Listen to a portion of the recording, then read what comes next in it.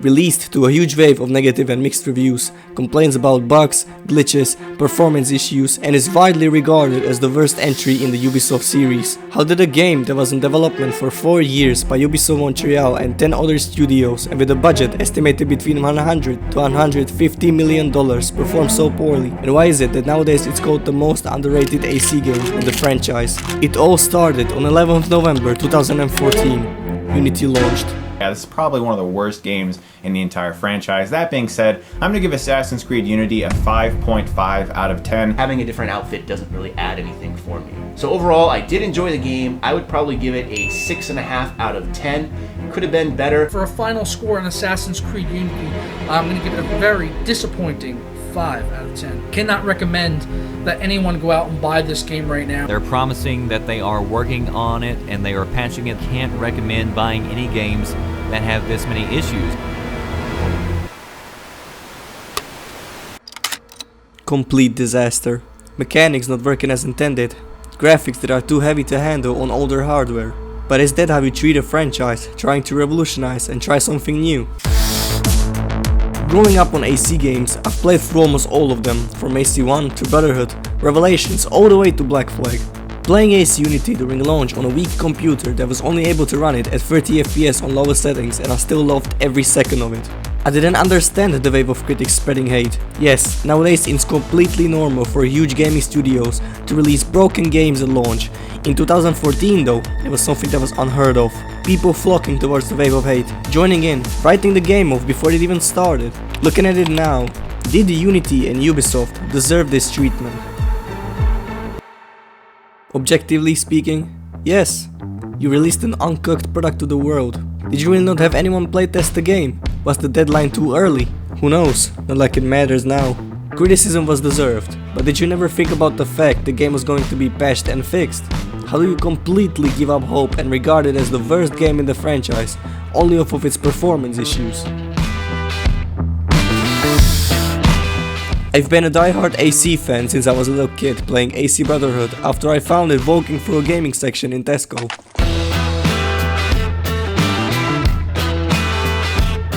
I was hooked. Getting to do parkour, jumping around buildings, leaps of faith, satisfying stealth and assassinations. I couldn't get enough.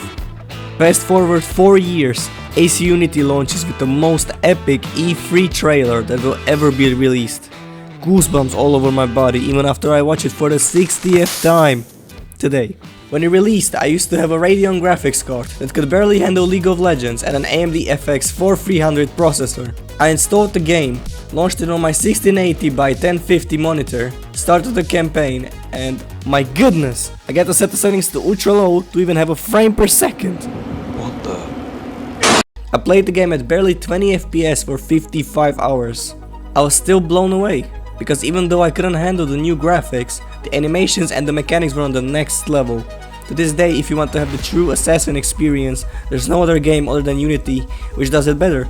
Nowadays, I've upgraded my PC and I decided to replay Unity properly for the first time, and that's when the idea of this video came to mind. AC Unity deserves another chance.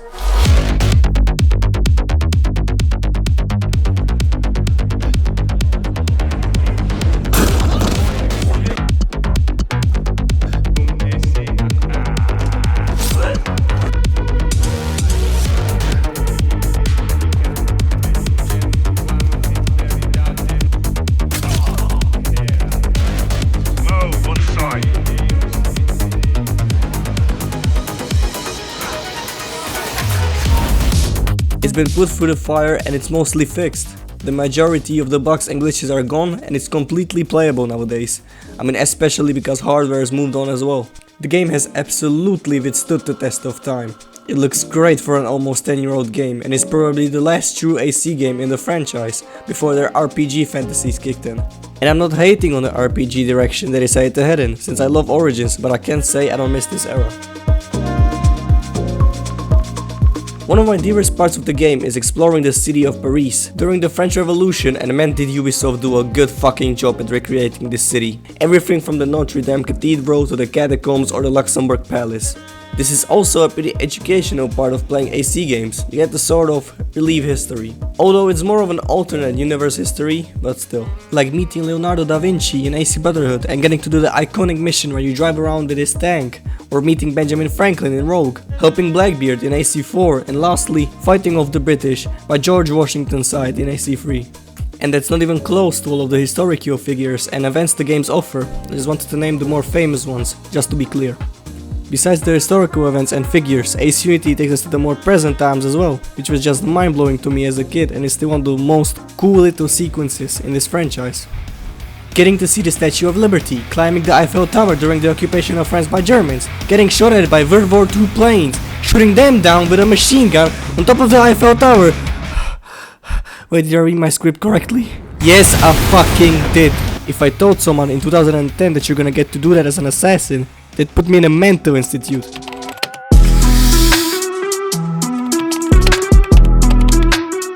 One of the main criticisms of this game weren't just the glitches and bugs. Many have complained about its story, and I want to talk about that as well. The way I see it, it's alright.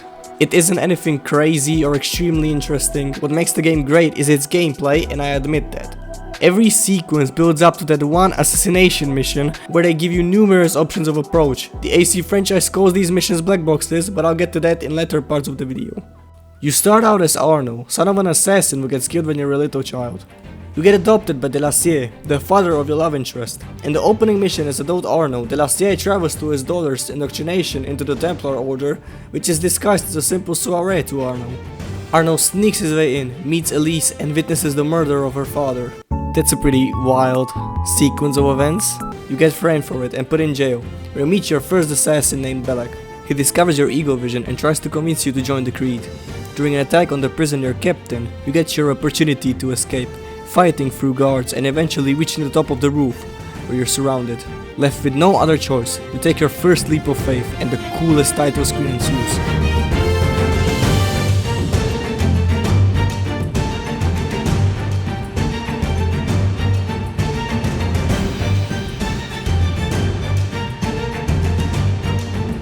Okay, back to the story now. You seek the assassins out, and during a trip straight out of a Far Cry mission where you chase the killer of your father and Delassier, you find out that it was you all along, probably indicating that you blame yourself for their deaths, but we're not going to speculate. You suddenly appear in front of the council, they let you join them and you slowly start filling the Templar ranks one by one. After finding more intel on the Delassier case, you ask about the weapon you used to kill him. The King of the Rats gives you a hint, a silversmith by the name of Germain. You look for the silversmith in question. He's guarded in a mansion by dozens of guards. He tells you about the weapon that was used to end Delassier and who he created it for. You're led to another higher up on the Templar list. After your assassination, you get to look at him closely, finding out he was actually a good Templar that tried to save Delassier from the betrayal. He was the one that wrote the letter you failed to deliver. The note that was gonna save his life. I found that on the floor of my father's room. Unopened. I didn't know. Good job, Arno. On your major fuck-ups that you seem to have caused, left and right. You return to the council to tell them the news of your discovery. Here's a man with good news, I think. I had a lead on Lafreniere. I followed it, and I killed him. Oh my god. You arsehole! You defy the Creed! Somehow convincing Mirabeau to put you back on the case, sneaking your way into their secret meeting. Finding out they baited you into killing your one and only ally in the Templar Order. Lafreniere is dead. Hours ago, in fact. Assassins. That seems convenient. While eavesdropping to their secret meeting, we find out that first, you're an idiot assassin that has been proven useful to the Templars, 2, that they're plotting to get rid of the king, and 3, they baited Elise into meeting with the Templar we accidentally got rid of. Accidentally. Helping Elise fight off the ambush, she tells us that she's being hunted by her own and every ally she had is gone. You bring her to the Creed, and to no one's surprise, they don't want to trust her. Parlay my arse! It's a trick! To make us lower our guard! I say we kill her, send her head back as a warning. Thankfully, except the head of the Council Mirabeau, he wants to discuss the possibility of helping Elise and disarming the Templar branches. He tells you to discuss the topic at his house.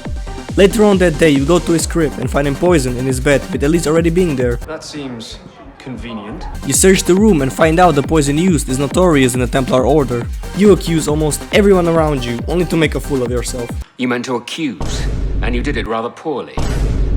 Now kindly stop wasting the time you've been given, and find the true killer. Okay, I'm gonna seriously speed up this story, cause it's already taking way too long. You chase the doctor that sells the poison down, he tells you about the man that bought the poison, and after tracing the man down you meet Belek. You talk it out like men,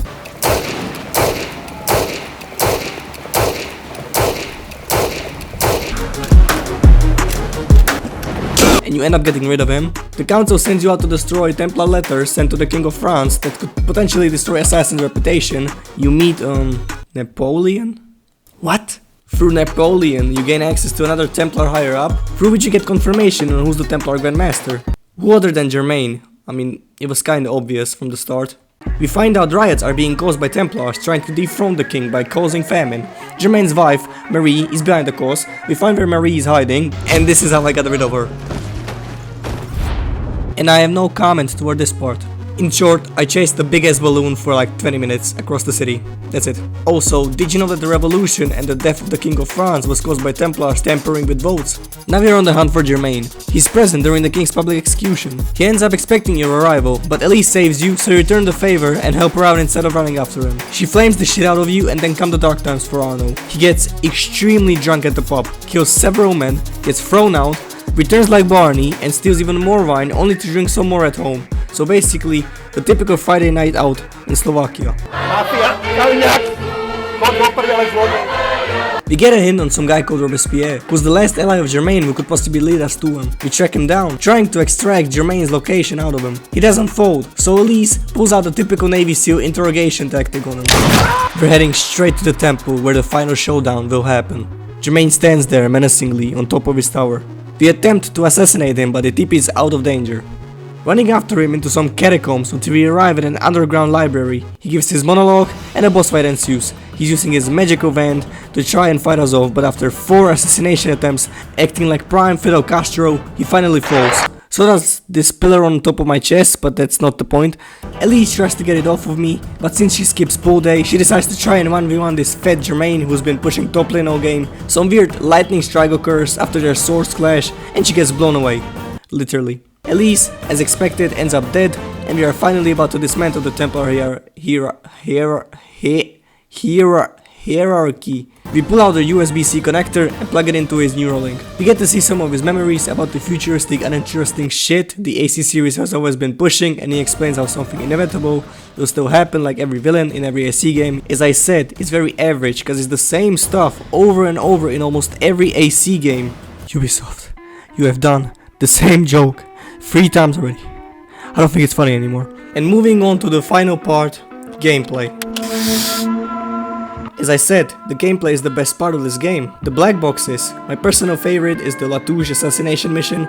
So many ways to do it. Entrances, crowds, open houses, windows, roofs. By the way, Unity implemented a new feature which has been missing in every single AC game before. The crouch mechanic. And it's kinda wild that they've had like, I don't know, 6 games before this, and even though it's a stealth game, they've added no crouch mechanic. This little primitive feature was a game changer to stealth in Unity. It made these missions so much more fun and easier to do stealth and approach targets in a lot of different ways that was not possible before. Back to black boxes, overall, there's like 10 of these missions where you have complete freedom over how you approach it.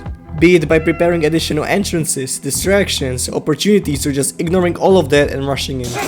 The only restriction you have is really your own creativity. It's all up to you, and Ace Unity invented these missions because there was nothing like this before in previous titles. This game introduced this style of missions, but it somehow did it the best as well. And I did hear that AC Mirage tried to make it even better, but since I haven't played it yet, I can't have a say in the discussion. Parkour also requires some skill to it, and the better you get, the smoother and faster it gets. Also, the reason why I believe parkour requires skill in this game in particular, but not in the other AC games before Unity, is because the amount of times I've managed to fail and do something dumb in Unity is incomparable to the other titles. But that might not be up to skill, that might just be up to my own stupidity. Yeah, I just feel that it's much harder in this game overall. I wanted to give a little summary on Ace Unity and this video as a whole, not that we're nearing the end. The game was released in a really bad state that threw the players and the critics off. In my opinion, the criticism was too harsh. It was thrown under the bus for attempting something new, which sends out a really bad message to the rest of the industry. And I feel like it's the reason that Ubisoft has gone down this repetitive loophole of save games to release without really trying to push the limits anymore. They've invested a lot of time, effort and money into a product which didn't even receive a proper chance. That's why I ask of you, go give it another go. If you've never played it, even better, but if you've already played it once during its launch and it threw you off as well, I recommend you try again. And I know this sounds like an ad for Ubisoft and Unity, but it's really not, it's just my personal feelings. Go try it out. It's one of my favorite games in this franchise, and it's in my opinion the catalyst for the change in the direction they decided to take. It's also been blowing up on YouTube, or so I've seen, so I was really glad the game is getting the props it deserved, which inspired me to create this as well. It's a completely different experience from the other AC titles. Take your time to go through the game yourself and let me know in the comments what you think. I'm really interested in the different opinions the video will spark in the fans of this series. One little thing I wanted to say, Ace Unity co-op barely works anymore, so I didn't even mention that part in the video even though I played a bunch of it. If you're planning on playing it with friends, I'm sorry to disappoint. Thank you for watching, love you all and take care.